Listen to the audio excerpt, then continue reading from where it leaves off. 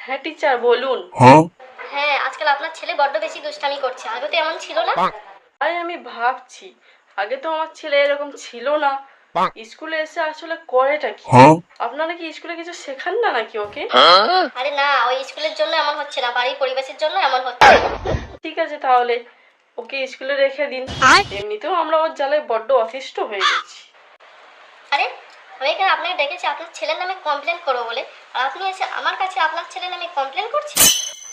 আরে miss teacher, ও যখন আমাদেরকে বাড়িতে জ্বালাতন করে তখন কি আমরা আপনাকে ফোন করে বলি?